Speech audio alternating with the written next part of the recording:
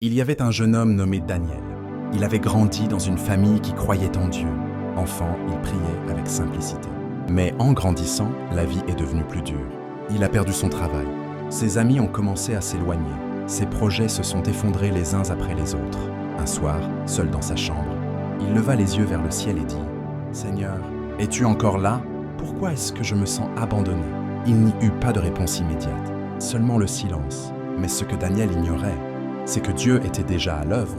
Daniel pensait que si Dieu ne parlait pas, c'est qu'il ne l'écoutait pas.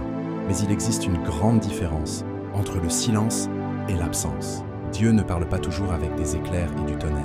Parfois, il agit en profondeur, dans l'invisible. Comme une graine plantée dans la terre, on ne voit rien au début.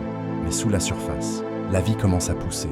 Pendant que Daniel attendait un miracle visible, Dieu travaillait sur son cœur. Il formait sa patience. Il renforçait sa foi. Il préparait son avenir. Un jour, Daniel passa un entretien pour un emploi très important. Il avait prié. Il était confiant. Mais il ne fut pas choisi.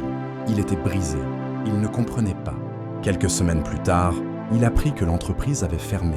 Ceux qui avaient été embauchés avaient tout perdu. Ce jour-là, Daniel comprit une leçon profonde.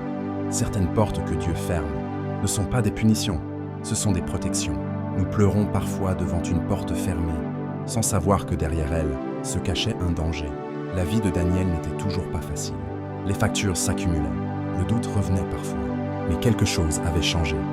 Au lieu de demander « Pourquoi moi ?», il commença à dire « Seigneur, que veux-tu m'enseigner ?» Et peu à peu, Daniel devint plus fort intérieurement. Il apprit à faire confiance, même quand il ne comprenait pas. Il apprit à remercier, même dans les difficultés. Il comprit que l'épreuve n'était pas là pour le détruire, mais pour le construire. Un jour, alors qu'il aidait bénévolement dans une association, Daniel rencontra une personne influente. Impressionné par sa gentillesse et son intégrité, cette personne lui proposa une opportunité. Ce n'était pas le travail qu'il avait demandé. C'était mieux, un poste stable, un environnement sain, une nouvelle vision pour sa vie. Daniel réalisa alors que Dieu n'avait jamais été en retard. Il préparait quelque chose de plus grand pendant tout ce temps. Avec le recul, Daniel comprit 3 vérités importantes. 1. Dieu voit plus loin que nous. 2. Le silence de Dieu n'est jamais vide. 3. Les retards de Dieu sont souvent des protections. Il comprit que Dieu n'est pas seulement celui qui donne des bénédictions, il est celui qui forme les cœurs. Dieu ne cherche pas seulement à changer nos situations, il cherche à transformer nos vies. Les plus grands miracles de la vie ne sont pas toujours spectaculaires. Parfois, le miracle, c'est la paix au milieu de la tempête. Parfois, le miracle, c'est la force de continuer quand tout semble perdu.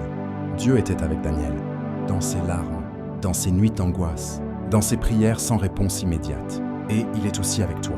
Peut-être que toi aussi, tu traverses une période difficile. Peut-être que tu pries et que tu n'entends rien. Souviens-toi de cette histoire.